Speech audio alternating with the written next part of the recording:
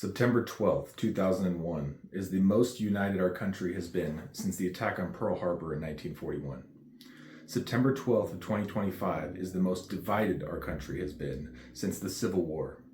This is not sustainable. We cannot keep doing this.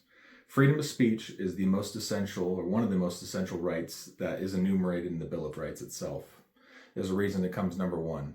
And today, or a couple days ago, Charlie Kirk was murdered for it.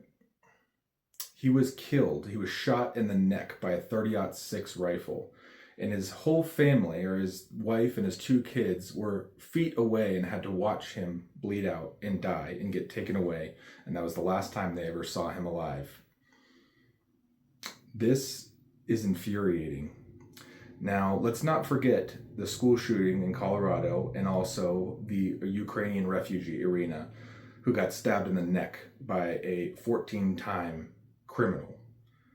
This cannot go on in this country.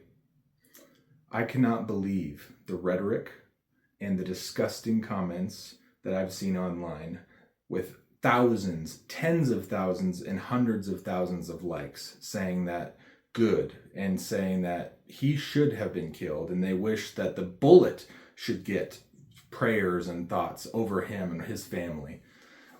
Thank you, buddy. When you're condemning a man and his children for his speech, and when you're saying that I'm glad that those kids are going to be raised without a father, which I've seen countless comments of, you've lost the plot.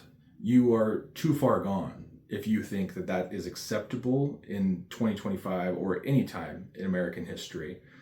If you think, or if you make excuses for this murderer killing Charlie Kirk because of the words that he speaks, you are a threat to democracy. You are a threat to democracy. Fascists are the ones who kill people because of their speech and because they dissent.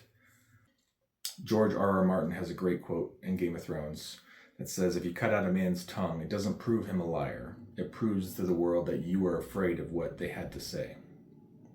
This is exactly what happened with Charlie Kirk. He was killed in a tent that said, prove me wrong. And they couldn't prove him wrong, so they killed him. They shot him with a .30-06 through the neck, and he instantly lost pints of blood for all millions and millions of people to see live online and for probably years to come. And guess what? People are laughing and making fun of him. If you are one of those people, you are too far gone. This is not a path forward. We cannot continue this way.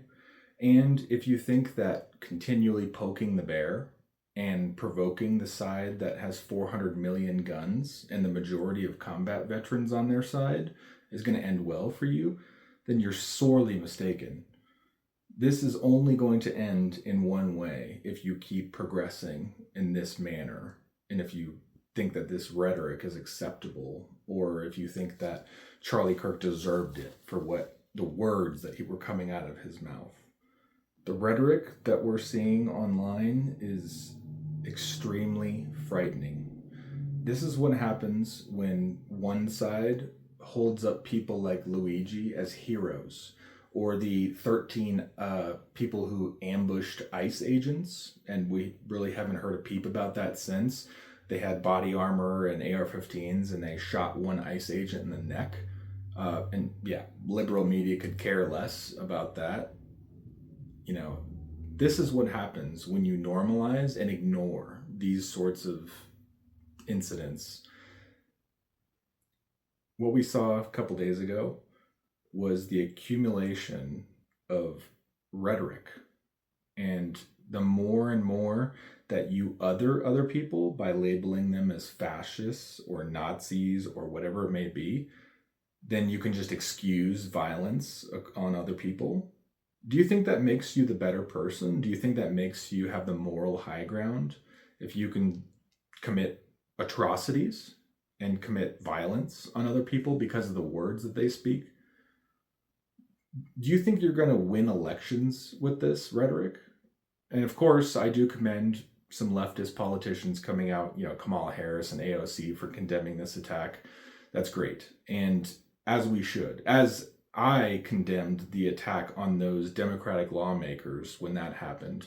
Political violence has no room in this country. And the last time political violence got extremely serious was the Civil War. And we don't want that again. That was the worst war in American history. Over 600,000 Americans died. And this time around, it would probably be worse because we're not shooting muskets and, grape shot at each other. We have advanced weapons, drones, AR-15s, even more. So if you want to keep going on that path, then by all means, step up, put on a fucking plate carrier, and grab a rifle. But be a man about it, and don't just hide behind fake profiles online. Don't say shit online and just laugh at people because it's easy to do. If you think that this is where we're going to go forward from here, then step up and actually do something. So yeah, like I said, if you think that provoking the side that has millions of combat veterans and over 400 million guns is a smart idea, then by all means, keep at it and see what happens. I, for one, will not be on your side if you think that killing people over speech is acceptable. And if you think that killing somebody over even actual hate speech, even if you're, calling somebody the worst names imaginable or calling people X, Y, and Z or, everything short of inciting actual violence, if you think killing somebody for that reason is acceptable, then you are too far gone and you are a threat to democracy. We can get back to the united front that we had on September 12th, 2001. We can get back to that because we were there 24 years ago. And we came back as a country after the Civil War in 1865. We were able to rebuild and reconcile with each other.